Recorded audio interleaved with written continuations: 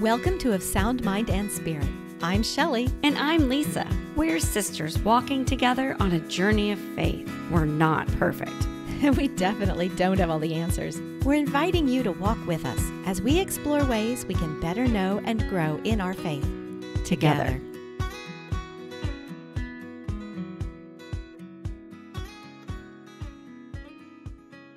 Welcome back to another episode from Of Sound Mind and Spirit. I'm Shelly. And I'm Lisa. Today, we are so happy to welcome a very special guest to the podcast. This is a woman who has been mentioned many, many times before. She has known us all our lives. Please welcome our mother. Hi, Mom. Hi. We're so happy you could join us today. Thank you. You're a little nervous, aren't you, to join us here Very. on the podcast? Very. Just relax. It's just the three of us. There's no one else listening. It would be nice if you had more people listening. So, You're right. You're our only listener ever, and we appreciate that, Mom. no, not ever. Not ever. Well, I'm just glad we're recording because what our listeners don't know is we've spent the last couple of hours working out technical difficulties to get us all here today. Yes. If it could go wrong, it did. Mom, do you want to tell everyone what we're talking about today, or would you like me to? You can. Our last couple of episodes, we've talked about the holidays, we've talked about Thanksgiving, and then last week we talked about Advent season. And today we're going to talk about family traditions. We've been talking a lot about this amongst ourselves with approaching Christmas season and the holidays. And so we invited you on, Mom, to talk about family traditions, what they are, what they mean, and how they came to be and why they're so important to us. I'll jump in and just say that family traditions are activities you do together as a family that happen every year or every week, or, they happen with repetition.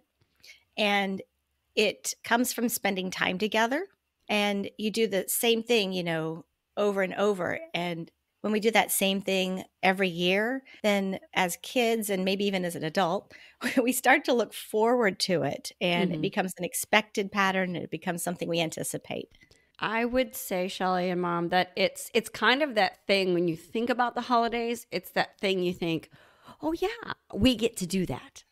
It's the expectation, like you said, that it identifies what the holidays are to us. And they're unique to each family. When we create a tradition, a family tradition, it becomes something that we're reflecting our values. We're teaching our values and our interests to our children, and we're maybe even carrying our culture through. Well, I think that many of our family traditions that have followed us from your father's family and my family, both of us growing up, we've tried to continue some of those with our own family, with you kids, and hopefully with the grandkids. And that includes all holidays. We mostly think of Christmas and Thanksgiving a lot of times, but we get together Easter. And that's just that type of gathering together is with families. Within each holiday, there's always little other types of traditions within. And I was going to say, we've created our own new traditions. I mean, one of the ones that comes to mind is summer birthdays. Yes, you started that one, Lisa. Oh, well, I think it was at your request, Mom.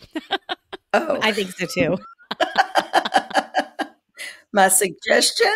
Yeah, can I do his air quotes here? Suggestion.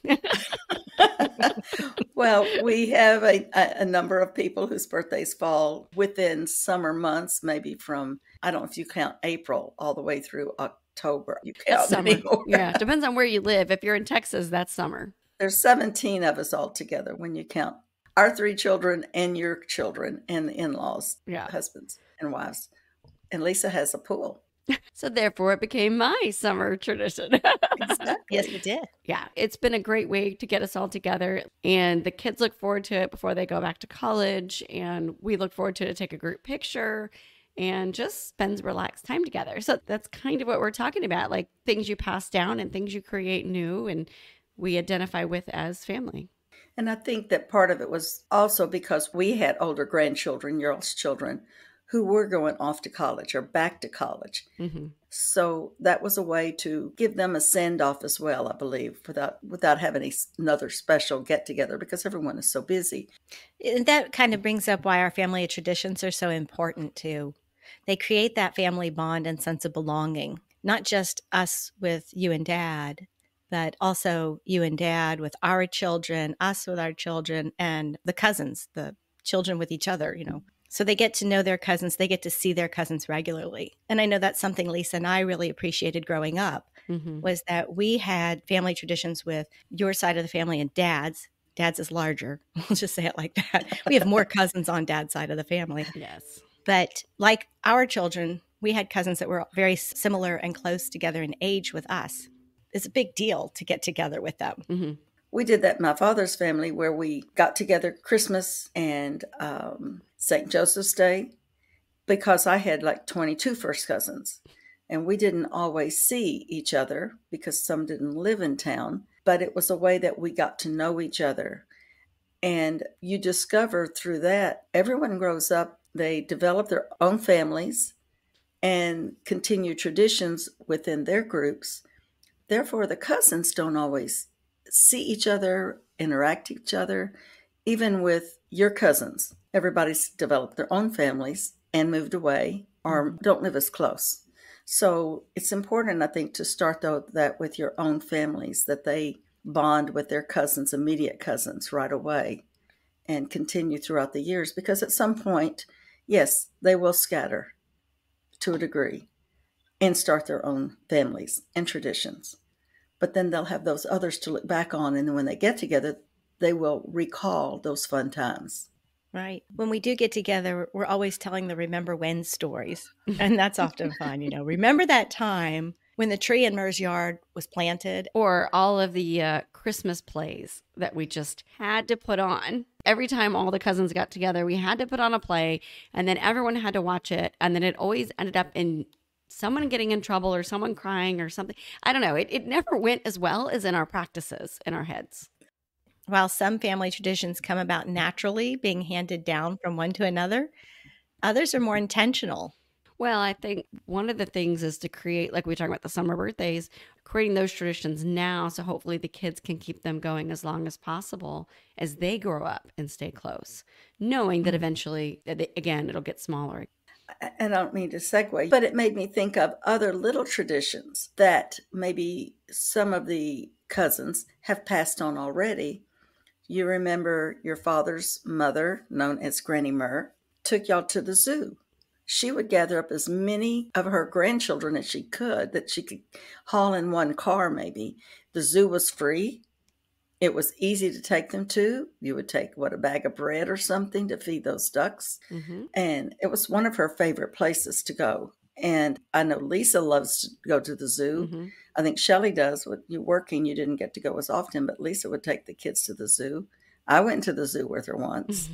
I'm not wild about the zoo like the rest of y'all are. It's okay. But that's a tradition. I think that's something that y'all hold dear in your hearts with that grandmother. And my kids have grown up knowing that story, that I went all the time with Granny Murr. And my kids will tell you that I tell them all the time that the zoo is what I call my happy place. I love to go to the Houston Zoo, even though it's not free anymore. But I love to go. It brings such warmth and memories for me. And I just love going. And I still go even by myself. I think my mother took y'all to Dairy Queen. I'm not sure. She did. She took us to Dairy Queen. Oh my gosh. You are right about that. You said that in my mind's eye, I am right back in the car with going through the drive-thru and she is handing me a soft serve cone or a dilly bar. Can we just talk about for a minute how crazy she was handing soft serve cones to kids in a drive-thru in the car? I would never do that. When she always had her vanilla milkshake. Yeah. Little things. It's little things. I mean, little things like Granny, we always have Italian sausage for Christmas dinner. I don't care what else you serve. You'd have a turkey and all the fixings, but if there isn't Italian sausage on the table, it's not Christmas dinner. Did we once have Mexican fajitas for Christmas dinner with Italian sausage? Yes. Probably. Yeah. because that's how important it is to us to incorporate, no matter what, if we're having it catered or whatever we're doing, someone is outside on that grill cooking the Italian sausage because it's a staple for our family. Yep, it has to be there. My Sicilian family, we were probably the least of the Sicilian traditional family than what you see in a lot of families. My daddy was the youngest of 11 children born, 9 who lived, and he married an Italian, but she was an only child, so she didn't have a lot of that tradition to bring. Daddy's sisters, except for the oldest, none of them married Italian, except for his oldest sister. They carry on a lot of those traditions that are known in the communities. We carried on our own within our family. Daddy was big on the Italian sausage and the spaghetti meatballs every Sunday, and my mother too. We had all of that, but we didn't do a lot of the other traditions. We would go to my grandma's house to do some of those, and I'd see the cousins. So I'm familiar with them. So I'm happy that we were able to pass along the spaghetti sauce and the meatballs and the Italian sausage, specifically on Christmas, especially on Christmas. Okay, we're going to have to change the subject because I'm getting hungry now. I mean, my mouth is like watering. Let me think of a holiday tradition that doesn't involve food. Hang on, just a second. Wait, that's going to take a while. I have one. Speaking of intentional holiday traditions that were created, when we moved from Houston, most of our lives we lived in Houston. When we moved from Houston, when I was in high school, Mom, you created a new family tradition for Christmas, and that was the picture holiday card. The family picture holiday card and a Christmas letter. Yes, we had one of those brag letters. The first one I wrote, and I don't know what happened to the original. Shelly might still have it. It was not the one I could send out. Oh. It was the one that told how it really was in my head. Oh, no. About moving. I mean, you were just finishing 9th grade, starting 10th. Shelly was just about to leave and go to college at a school near Houston. So it was a difficult move. And so I got it out of my system. I wrote that first letter. Then I moved it aside and wrote the letter about our moving and the family picture because we weren't going to be seeing everybody like we did before. And we carried that on up until now. Well, y'all still do. I don't send a Christmas picture or letter anymore. It's continued with you two. That's still... If you count Lisa and I still sending family photos, I have 35 years of family pictures at And Christmas I get one from your time. brother's family too, so they do it too. So, yeah. So there you go. That's You started a tradition, intentionally started a tradition I that did. is still I going. did, to stay in touch with everybody that we didn't really see very much and to let them know what we were doing. This was before Facebook, everybody. Mom, this is before email, cell phones, texting. Exactly. All of that. There was a life before all of that. Speaking of intentionally creating new traditions, the other one we do now is our girls' brunch. Yes, I know I'm bringing it back to food. See, I was trying to avoid the food. But Mom, it was your idea to intentionally create memories and identity and community with your granddaughters by taking us out to have a brunch right around Christmas time. Right. Lisa and I've talked a little bit about trying to remember exactly how that came about, but I know at that time your father and your brother belonged to a country club for business reasons, and they were holding a Christmas brunch on Sundays. And it was a perfect way to say, let's get together. And we had at the time 5 granddaughters, 2 of you and the daughter-in-law.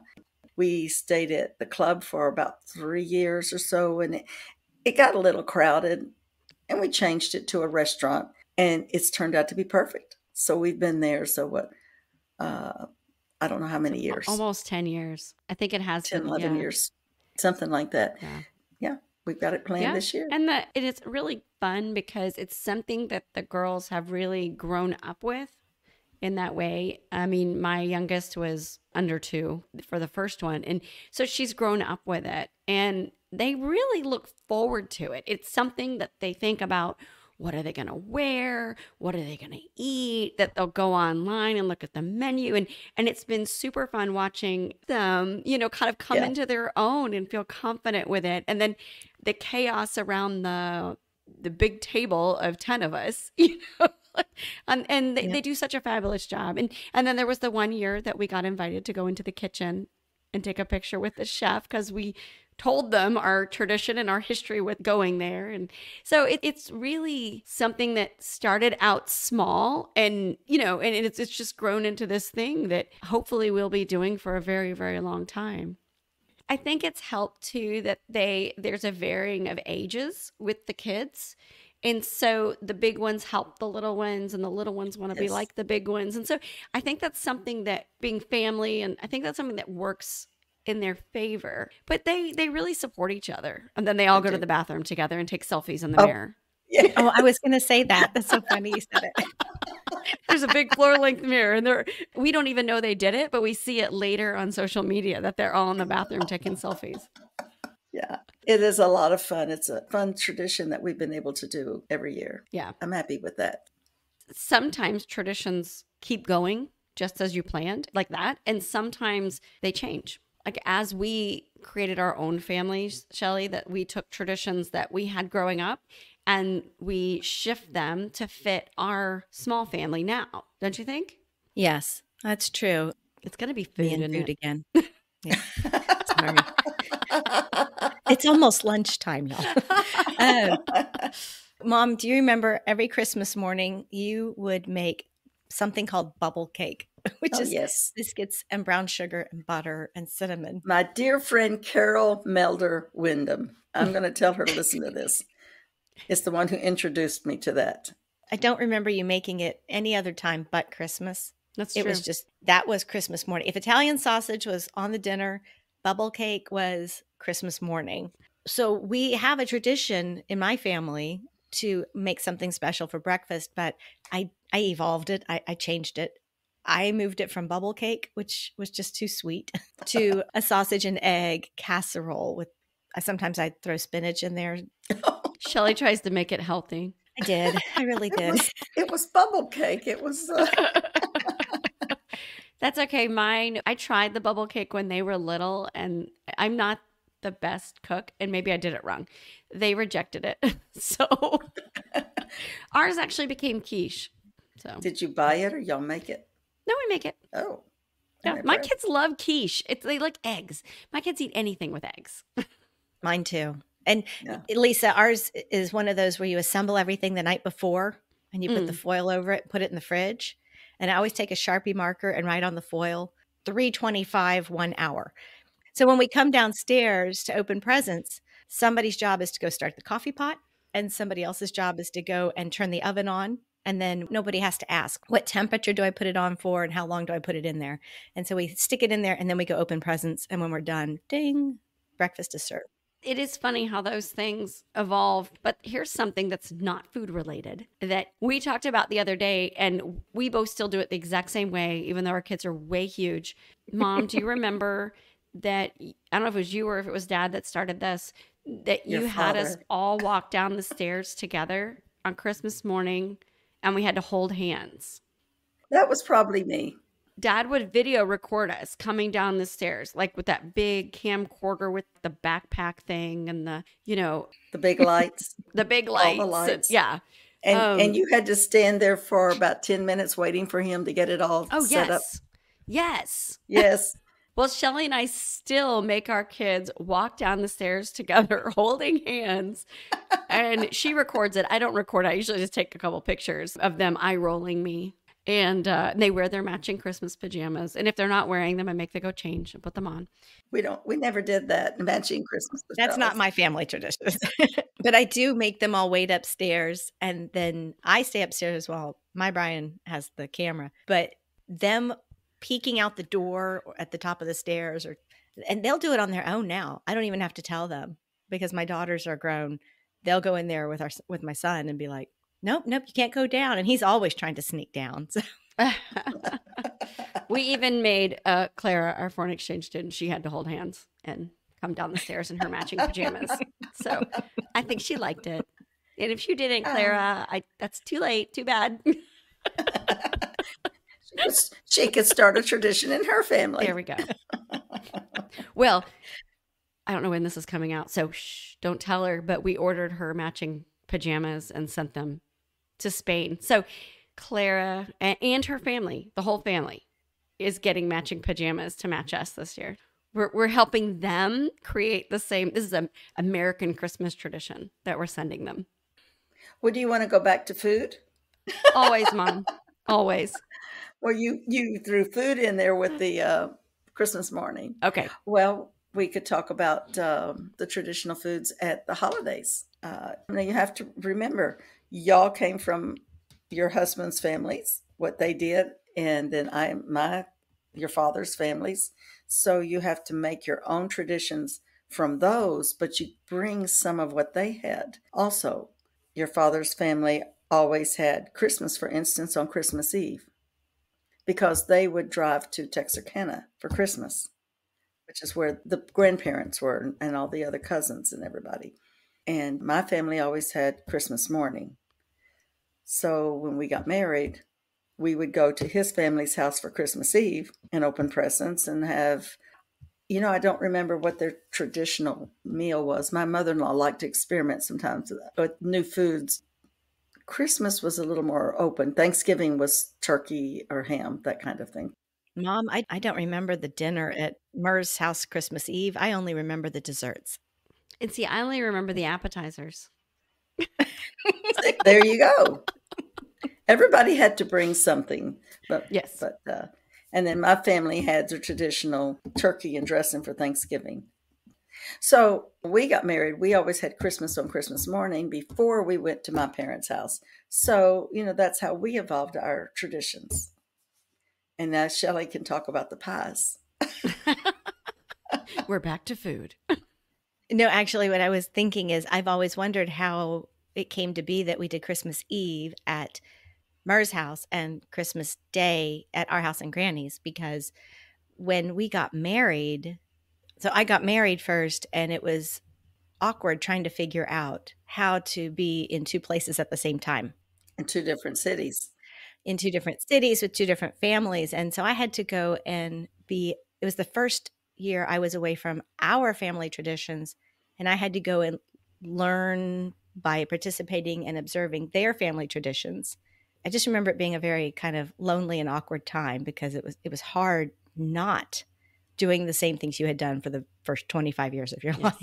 That is something that, as we get married, and you are supposed to, when you get married, create new traditions with your spouse. I mean, he is your family. And that is a really hard thing. And I'm sure I've not Googled it or looked it up to see, but I'm sure that holiday stress, and there's probably a lot of arguments about where do we go, who do we spend time with, all of that back and forth. I'm lucky in that I married someone who was also from Houston, so a little easier commute for family. But there's still lots of balancing between how do you do things, how do we do things, and then, oh yeah, we've got to create our own way of doing things. And I have to applaud Mom and Dad, because I feel like, the last 25 years, y'all have been very understanding and flexible with us, all three of your kids, as we navigate how to create our own family traditions with our spouses and our children. And some years it included, we just had huge celebrations where the in-laws, like all the in-laws and us, and like everybody was together. Sometimes it meant doing Thanksgiving with you, Mom and Dad, like on Friday or Saturday rather than Thanksgiving Day. I mean, I just felt like y'all have done a really good job of helping us navigate what is a very stressful time, or can be a very stressful time. Mm-hmm. Yeah, it never made us feel bad about not being there, because you understood that it was important for us to be with our husbands' families. The idea is we try to make it a family time, to do those things together. Yeah. Yes. And I think y'all managed it beautifully, even in difficult times or in stressful times, handing it off now to the next generation, to us, to start hosting, because it's about making those memories and being together. It's not always about whose house we're at or who makes what food, unless it's me making a bunch of the food, which y'all don't agree with. No, we'll let your husband do the turkey. Mom and Dad bring the sausage, and I bring the Christmas pies. So, yep. Well, I think sometimes we have to fight to keep those traditions alive. And my thought of example of that would be Shelly and the Christmas pies. Because like you mentioned earlier, we grew up eating Granny Mer's chocolate pie on Christmas every year. And I don't know what happened, but she didn't have the recipe written down, or we didn't have it, and you and Dad spent a lot of time together recreating that recipe. And I'm going to interject for you to tell that, because Granny Mer had made that pie for many years. She didn't use her recipe. She had it somewhere. She was leaving out an ingredient, and the last couple of years it wouldn't set well. So that's where Shelly had to pick it up. I just remember Dad asking me, and Mer gave me which ingredients she remembered, but she did everything kind of by sight and not by amounts. And so I went and pulled like 3 or 4 different chocolate pie recipes and looked to see what was all the same and kind of put them together. And you and Dad were down from Austin. I think y'all spent Christmas Eve with us that year. My mother-in-law had already passed, and the girls were little. And Dad and I stood in the kitchen and made the pie, and it didn't work. And I looked at him, and he looked at me, and we threw it in the trash can, and we started again. And I think we made it 3 times. And the third time, each time, Dad is, the engineer. So he was calculating, it's got to be a tablespoon more or a teaspoon less. And by that third pie, we had it. And it was like, by Jove, I think we've got it. And we had to write it all down. So we have the crust, we have the pie custard, and it's a chocolate pie, not pudding, because I know you prefer the pudding, Mom. That's what I grew up on. And then the meringue. We have it all listed out, and it's Mer's chocolate pie recipe. And thank goodness we had the pecan pie already written down. That one, we didn't have to experiment with that one. That one I actually made too. So I think that experience with Dad of trying to make the pies, it's not just a family memory for me, and I hope for him. It's a family tradition, and we needed to carry it forward. And I'm pretty sure, Lisa, your oldest loves to bake and cook, and if she doesn't have the recipe, I'll make sure that this year she learns it. So each family has this recipe now, and we don't lose it. That would be great to pass it down. See, I like how y'all are skipping me. You didn't say, Lisa, you should learn how to bake this. Somebody else in the family has always made the turkey, and I have never made the turkey. Yeah. I made dressing this year for the first time. That's your father's family's tradition. Mm-hmm. The dressing, making the dressing.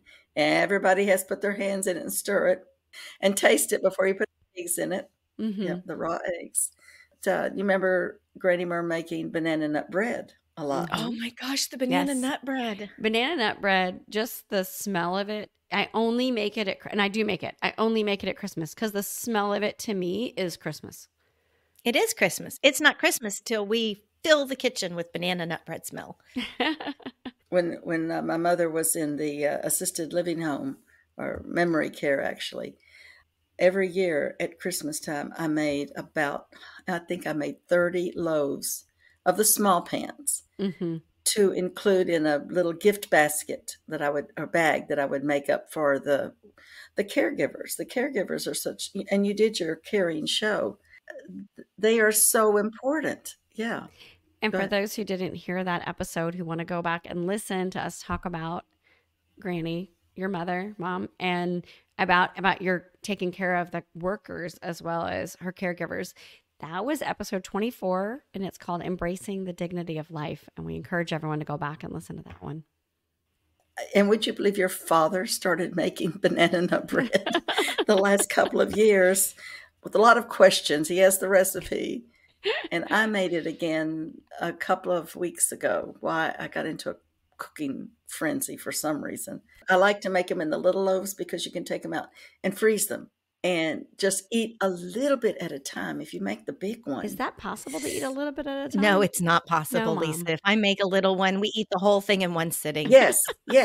We fight over it. So it's better than eating the whole big one in one sitting. Yeah, that's or true. the medium size in one sitting. Only time I remember you baking was banana nut bread at Christmas time.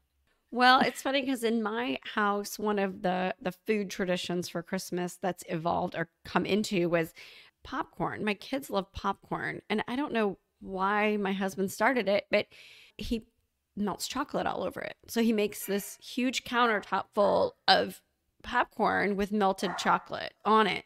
And then we bag it up and we have it forever. And forever if I can keep the kids out of it. But so that's become a thing. And every year the kids are like, when are we doing the chocolate popcorn? When are we doing the chocolate popcorn? And and he some years it's more fancy than others, but it's just become a thing for us.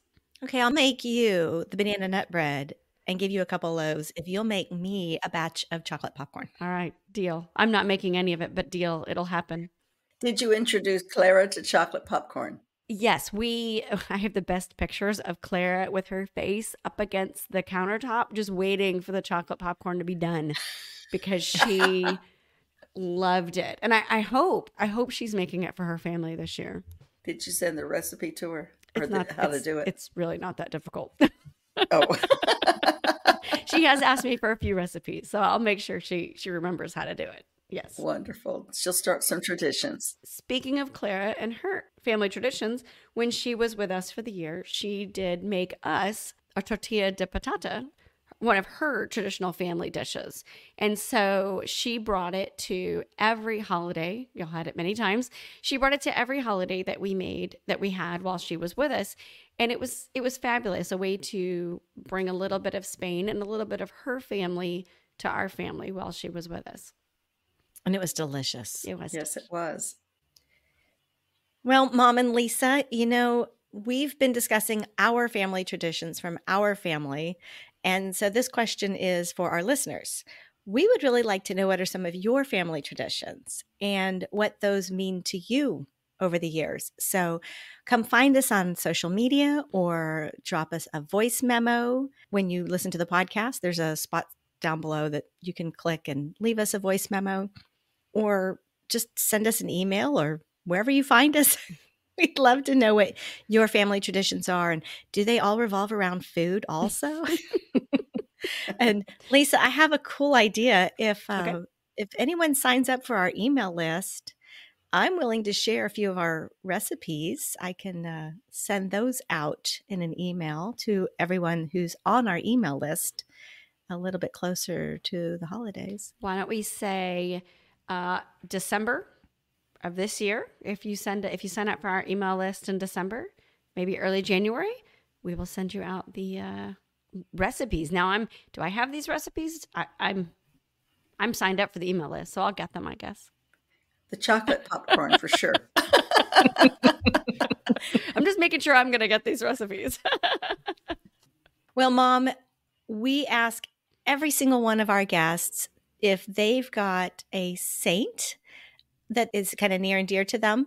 And we mentioned this to you before we started, and you had someone in mind that you wanted to say.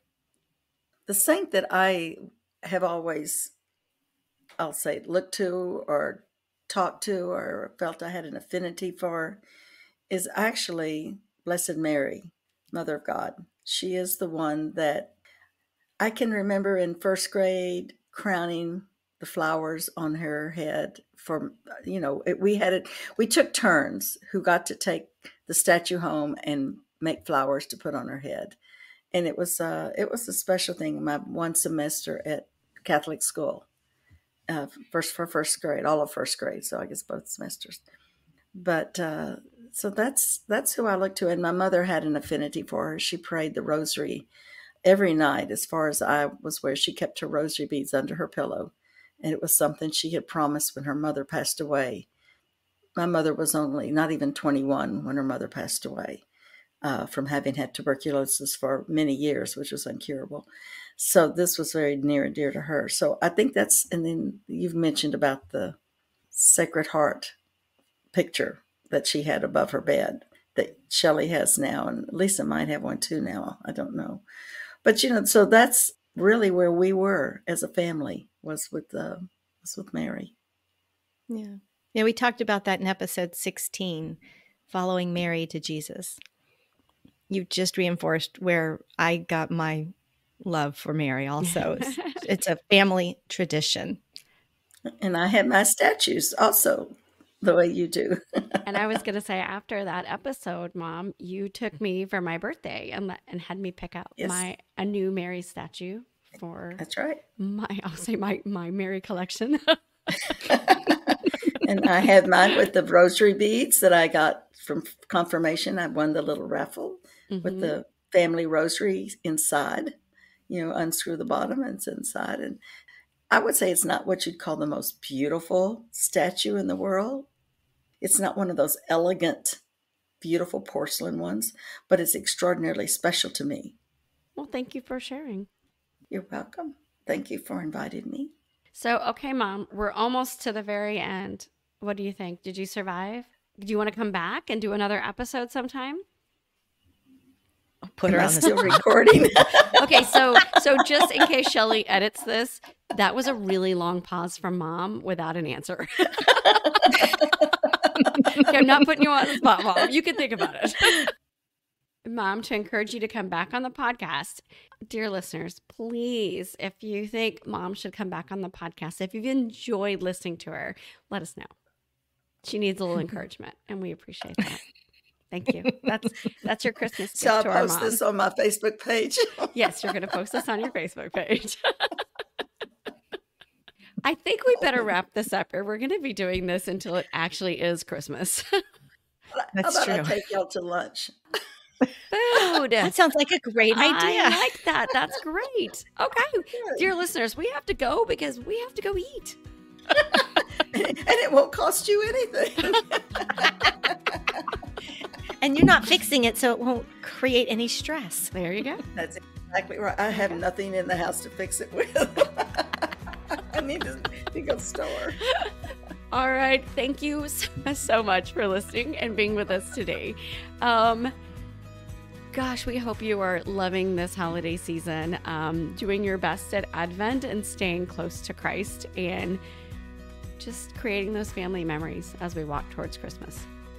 Thanks, Mom, for being here. And not going crazy. Not going crazy. Go back to our episode 26, Overcoming Holiday Stress. Go listen to it. Okay. All right. Bye, Mom. Bye, Shelly. I love Bye, you, Shelly. Mom. I love y'all too. Love you too. Thank you. Bye, y'all. Bye.